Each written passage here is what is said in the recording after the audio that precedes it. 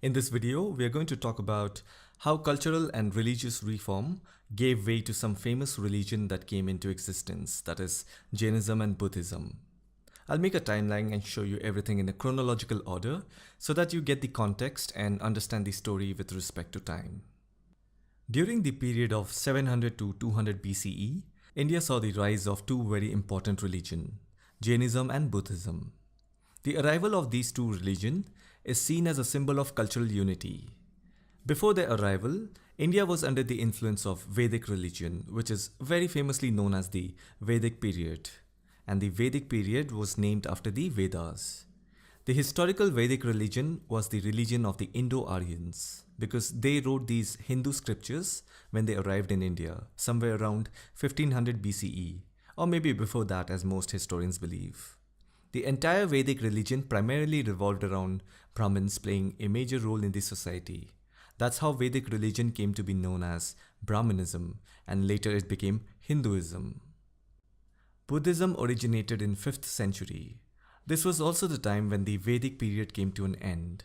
Now the immediate question would be, what happened during this period? As I said moments back that the entire Vedic religion primarily revolved around Brahmins playing a major role in the society. Due to that, Brahmins considered themselves superior to others and they inherited immense power, which also made them very arrogant. Before we go further, let me quickly tell you about the social classes that existed during Vedic period. There was a word given to it. It's called Varna. It is a Sanskrit word which means type, order, color, or class. So basically, society was divided in social classes or Varnas. The Varna system, according to the Vedas, which is the Hindu text, it was believed as an idealized human calling. But many historians believe that this kind of a logic was to create a myth, just like how many cultures have stories which describe the origin of natural phenomena that has absolutely no scientific basis. However, people did not see it as a myth, and soon the Varna system became a custom. And if you see today, this myth is being followed successfully in many communities. And when I say successfully, I do not mean that it is something that should have happened. Rather, what I'm trying to say is that what happened 2000, 3000 years ago is still carried out today in our society, which has created an atmosphere of violence, where every communal or casteist fanatic finds it right in the act of killing, burning, and other acts of cruelty. So it is a sad part of our history. Anyways, the society was divided into 4 Varnas. Brahmins, it consisted of priests, scholars, and teachers.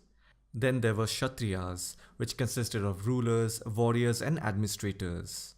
After that, there were Vaishyas, who were mainly the farmers and merchants. And then Shudras, it consisted of laborers and service providers. Communities which belong to one of these 4 Varnas are called Savarna. In the present day context, this kind of a social stratification is known as Jati, caste, or Gotras. You see, we all belong to a particular caste or community. That's what many of our parents or elders in our family have told us. So basically, this whole ideology of dividing society on the basis of caste came from the Vedic period. So as I just said, any community which belonged to one of these 4 Varnas that we just saw, they were called as Savarna.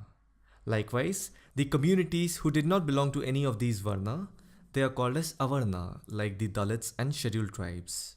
So this was the entire structure in which the society was categorized during Vedic period. The Brahmin community were the ones who suggested this Varna system because their traditional occupation was that of a priest in a Hindu temple, and they earned their living by teaching dharma. Hence, they became the highest ranking class among the 4 social classes. They started creating many stringent rules and regulations that had to be followed, or otherwise one would not reach heaven. With this kind of superiority, they started becoming arrogant towards other communities who found difficulties in following these rules, especially the weaker section of the society. They demanded an improved social position. This all continued from 1500 BCE to 700 BCE. Soon this led to the unpopularity of Brahmanism.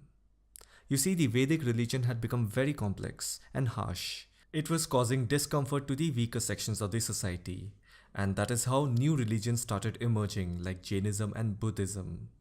Now you will have to remember this point. Jainism arrived before Buddhism. Jainism originated in the 7th century BCE. The founder of Jainism was Rishabhadeva. He was the first of the 24 Tirthankaras, basically a Devta or god of Jains, and Mahavira was the last Tirthankara. In a nutshell, Jainism was taught by 24 spiritual teachers known as Tirthankara. And Jainism is divided into two major school of thoughts or branches.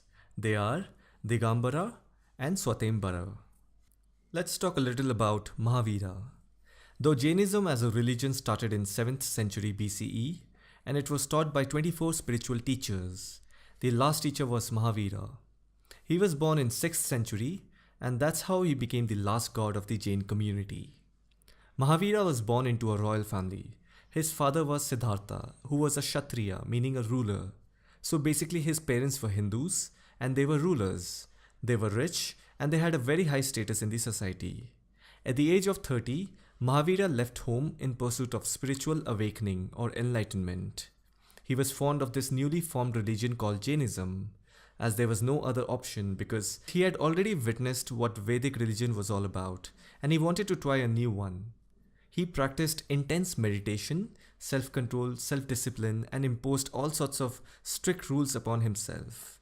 And that's how he gained enlightenment and preached Jainism for 30 years. So if you see, the formation of a new religion was an act of liberation from the existing rule or regime. At that time, the Vedic religion was complex and strict. So it clearly tells us that the creation of a new religion was a necessity for cultural reform. Now think for a second. If a new religion has to evolve, then there has to be some guidelines or a framework so that people could follow it. Just like how Vedic religion had their framework, which were the Vedas. Similarly, Jainism also needed a framework. As a new religion, they had to be particular about the fact that it had to be different from the Vedic guidelines, because that's the whole point behind coming up with a new religion. It's like the new policy should correct all the flaws of the previous one. And naturally, trial and error was part of it. So basically, the formation of a new religion was like a movement against the orthodox and ritualistic Brahmanical religion. While Jainism was evolving, there was another religion that started emerging, that is Buddhism. And this new movement was led by Gautam Buddha. Before he became a Buddha, his name was Siddhartha Gautama. He was born in 563 BCE at Lumbini, which is modern-day southern Nepal. Even his parents belonged to Hindu religion. They had high status in the society. His father was a king and they lived a luxurious life. And just like Mahavira, even Siddhartha left his home when he was young in pursuit of spiritual awakening and enlightenment. Basically, both of these movements were against the orthodox and ritualistic Brahmanical religion. We can also call Mahavira and Siddhartha as reformers. Both the reformers emphasized a good moral life and the importance of ethics. Both of them founded an order of monks, established monasteries. For Jainism it was called sthanakas and for Buddhism it was viharas. Now both Mahavira and Siddhartha, despite being a reformer, they were also seekers. They were constantly seeking answers about good ethical life. As I said that Jainism came before Buddhism, so clearly Jainism had evolved much before Buddhism. Or we can also say that before Siddhartha was born, Jainism had gained enough popularity. So it means that Siddhartha was very much influenced by Jainism, and especially the teachings of Mahavira. In fact, he was so much impressed by Mahavira and the Jain monks that at some point he even tried to become one. Now at that time, to become a holy man, you had to give up all the things that you like, so that it can help you in defeating your desires. By doing so, they believed that their Atma or soul would be free from pain and sadness. For example, the Jain monks practiced intense and severe self-sacrifice and made themselves suffer very much. Even Siddhartha did that. He deprived himself of food and water and he almost killed himself. He did this for 6 years. But he found no answers, and that's when he decided to leave his Jain teachers and made his way to this town of Gaya, modern-day Bodh Gaya. He thought that there might be a better way to find answers than hurting himself, and that's when he decided to sit under a fig tree in Bodh Gaya. He then continuously meditated till 7 days, and after 7th day, he notices a spiritual awakening within himself. And from that moment, according to Buddhist scriptures, he became the Buddha. Buddha never met Mahavira, and I'm not sure if Mahavira was dead by his time, but Mahavira was older, and there is no record that says they both met anytime. But Buddha had countless philosophical debates with Jain monks, and most of the time, the Jain monks lost in front of Buddha's ideology. He gave his first teaching in Sarnath. It's called the Dhammacakkappavattana Sutta. It was written in Pali language, which was the known language during Buddha's time. He died in 483 BCE in Kushinagar, present-day state of northern Uttar Pradesh. As time went by, even Buddhism went through numerous changes. It was split into three divisions: the Hinayana, the Mahayana, and the Vajrayana. The third one was added later. Basically, these three divisions are like three different schools of thoughts of Buddhism, which adopted many new format, terminology, and techniques in response to changing circumstances.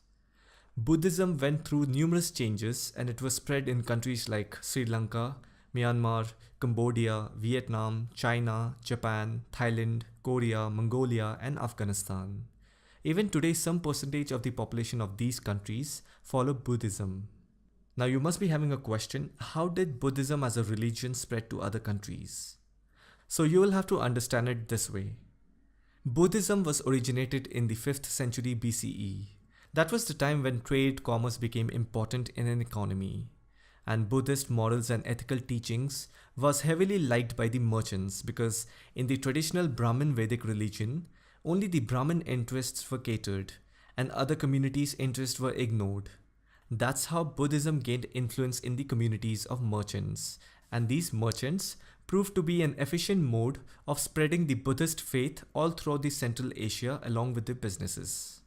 But if we carefully look at it, the spread of Buddhism reached its peak during the time of Emperor Ashoka of the Mauryan Empire, who converted to Buddhism after the Battle of Kalinga.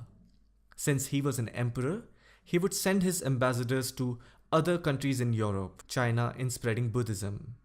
Then he would build Buddhist temples and missionaries. Hence, we can say that the central figure of Buddhist religion was Gautam Buddha, but Ashoka was the main person behind preaching Buddhism to the world. If you like this crash course, let me know your thoughts in the comments section. Thanks for watching and I'll see you in the next one.